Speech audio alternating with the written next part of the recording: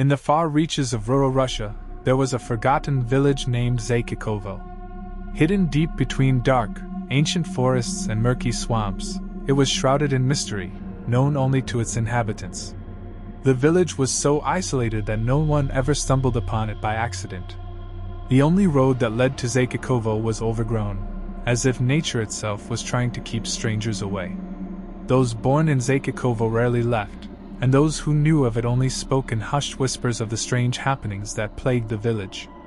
One autumn, a man named Sergei arrived in Zakikovo. He had inherited a small, decrepit house from his late grandfather, which sat at the very edge of the village, where the forest loomed like a dark ocean waiting to swallow the land.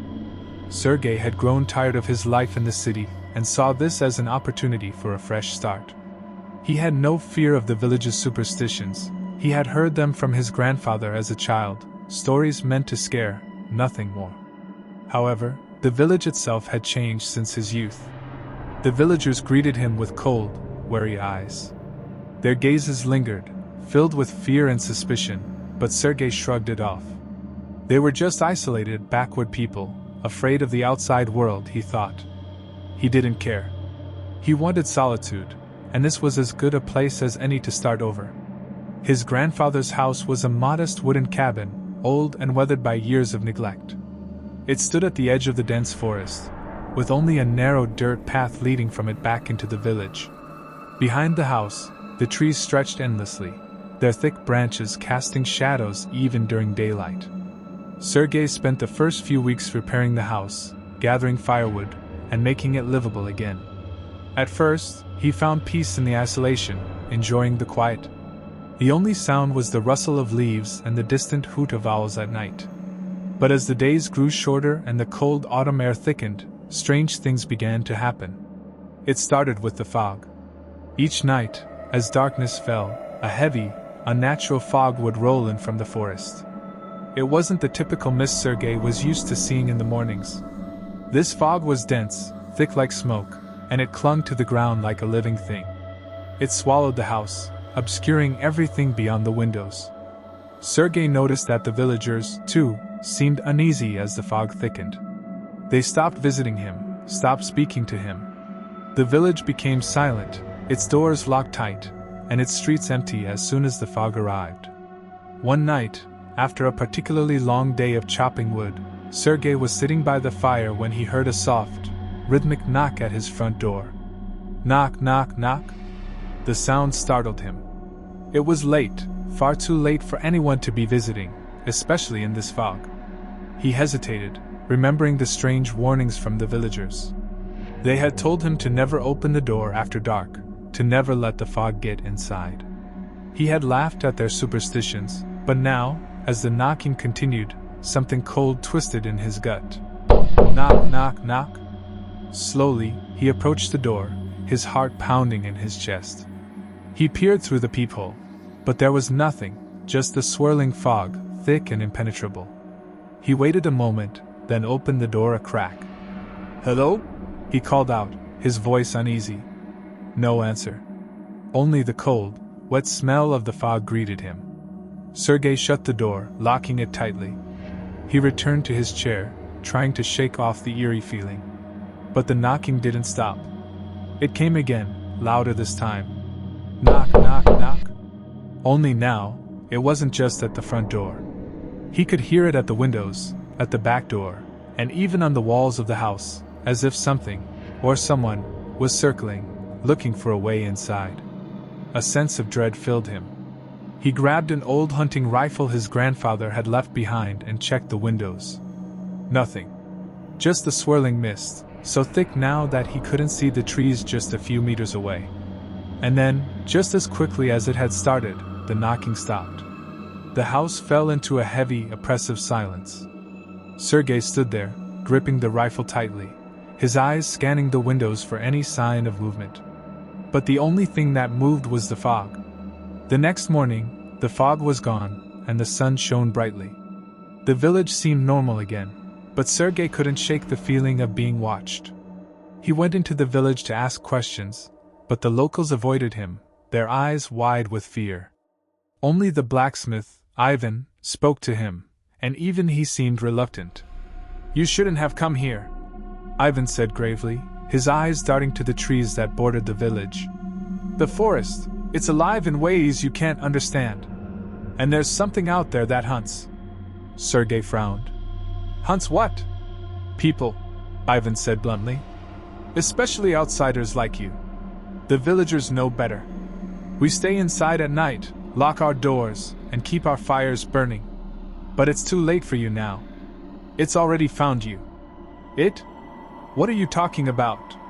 Sergei asked, his frustration growing. He didn't believe in ghosts or monsters, but the way Ivan spoke so certain sent chills down his spine. Ivan sighed, lowering his voice. "They call it the forest warden. It's an ancient thing, older than the village, older than the trees. It comes with the fog, knocking on doors, looking for a way in. If you answer, it takes you." "Takes me where?" Sergei scoffed, trying to dismiss the growing fear. "Some say it drags you into the forest, where you'll never be found again. Others say it takes your soul. But the truth is, no one knows. Everyone it's taken is gone without a trace." Sergei left the blacksmith's shop, his mind racing. He still didn't believe in Ivan's story, but that night, the knocking returned. Knock, knock, knock. This time, it was louder, more insistent. The fog pressed against the windows like a living thing, its tendrils creeping up the glass. Sergei sat in the center of the room, rifle in hand, refusing to answer. Knock, knock, knock. The sound echoed through the house, followed by something new, a voice. It was soft, barely audible, but it chilled Sergei to the bone. "Let me in, Sergei," the voice whispered. It was high-pitched, childlike, but distorted, wrong somehow, as if it didn't belong to anything human. Sergei's blood ran cold. How did it know his name? His heart raced, but he refused to move. The voice persisted, growing louder. "Let me in." Sergei squeezed his eyes shut, gripping the rifle tighter. Hours passed, and the knocking continued. The voice grew more desperate, pleading with him, but Sergei didn't answer. He stayed awake all night, his body frozen in terror. When dawn finally broke, the knocking stopped, and the fog began to dissipate. But Sergei knew it wasn't over. The warden had found him, and it wouldn't stop until it had what it wanted. Over the next few nights, the knocking grew more violent, more persistent. The fog was thicker, more unnatural, almost suffocating. Sergei felt trapped, isolated. The village was silent, and no one came to help. He knew he couldn't stay there much longer, but leaving felt impossible. The forest surrounded the village like a prison, and every time he considered escaping, the fog would roll in, almost as if it was watching him, waiting for him to make a mistake. One night, the knocking turned to banging, loud enough to shake the walls of the house. Bang, bang, bang. The voice returned, now filled with anger.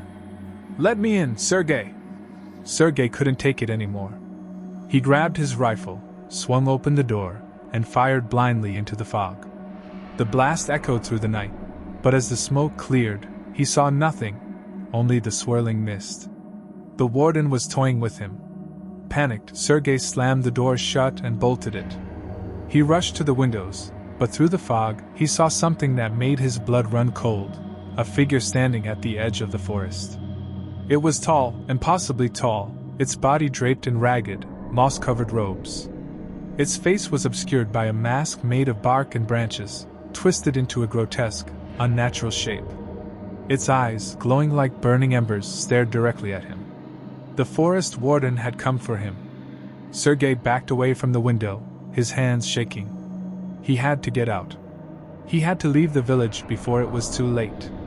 But as he gathered his things, the fog thickened, seeping into the house through every crack and crevice. The air grew colder, and the walls seemed to close in on him. And then, he heard it again. Knock, knock, knock. This time, the door creaked open on its own, and the fog poured in. Sergei turned, his heart pounding in his chest. As the door swung open, the fog enveloped Sergei, swallowing the last remnants of warmth and light. He staggered backward, trying to comprehend what was happening. The air was thick, almost gelatinous, and he felt an oppressive weight settling on his chest. Panic clawed at his throat. "Sergei!" the voice echoed, now an unsettling chorus of whispers. It came from every direction, the fog swirling and twisting as if alive, searching for him. He could barely breathe, the darkness pressed against his skin. "Get out!" he shouted into the fog, but his voice seemed lost in the swirling mass. Desperation fueled his movements as he darted toward the back of the house, hoping to escape through the narrow path leading into the forest. But just as he reached the kitchen door, he felt an icy grip on his shoulder. It was a sensation that froze him in place, a hand not of flesh but of shadows and mist. He turned, and there it was, the forest warden, towering above him, its bark-like mask now mere inches from his face, its glowing eyes piercing into his soul. "Let me in," it whispered, its voice a cacophony of tormented cries. Sergei struggled to break free, but the fog tightened around him, its tendrils curling like serpents, holding him fast. In that moment, all the stories his grandfather had told him flooded back, tales of the warden's hunger, its need to consume the unwary. He was an outsider, drawn into the depths of a world he never understood. With a surge of defiance, Sergei recalled Ivan's words. "It's already found you. I won't go with you," he shouted, his voice trembling but resolute.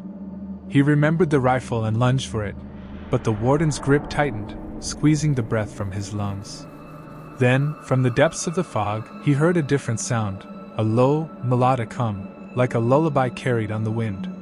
It wrapped around him, soothing and familiar. In that moment, he understood. The warden fed not just on fear but on longing, on the desire for connection. It was drawing strength from his terror, feeding on the very essence of his isolation. With a burst of determination, Sergei forced himself to recall the joys of life outside, the laughter of friends, the warmth of family. He thought of his grandfather, the man who had loved him fiercely, who had spoken of love and resilience even in darkness. "Leave me!" he cried out again, this time with conviction. "I belong to the living! You have no power here!" In that instant, the warden recoiled, its form flickering like a candle in the wind. The grip on his shoulder slackened, and he seized the opportunity. He broke free, sprinting toward the door, racing against the encroaching fog. As he burst outside, the forest loomed before him, dark and foreboding. He didn't know where he would go, but he refused to be consumed. The fog swirled around him, thick and hungry, but Sergei pressed on, fueled by an adrenaline he hadn't known he possessed. Behind him, the warden let out a sound that was part howl, part mournful cry, echoing through the night. But Sergei didn't look back. He ran deeper into the trees, where the branches intertwined like fingers, weaving a protective barrier against the fog. With every step, he felt the weight of the fog lift, the forest shifting around him. He knew he had to find the edge of Zakikovo, a place where the warden's influence could not reach. Hours seemed to pass, but he pressed on, driven by instinct. Finally, as dawn broke on the horizon, the trees began to thin. Sergei stumbled into a clearing, breathless and exhausted. He collapsed to the ground, the sunlight warming his skin for the first time in what felt like forever. He looked back, and to his relief, the fog was receding, retreating into the shadows of the forest. The warden's whispers faded, replaced by the gentle sounds of morning, the rustle of leaves, the distant call of birds. Sergei took a deep breath, feeling alive again, the village behind him still shrouded in mystery. He knew the stories would continue, the warnings would linger. But he had escaped. He had found his way back to the living world. And though he would carry the memories of Zakikovo with him, he would never forget the power of choice, the strength of defiance against the darkness. In that moment, he resolved to forge a new path, one that embraced the light, leaving the whispers of the warden behind forever.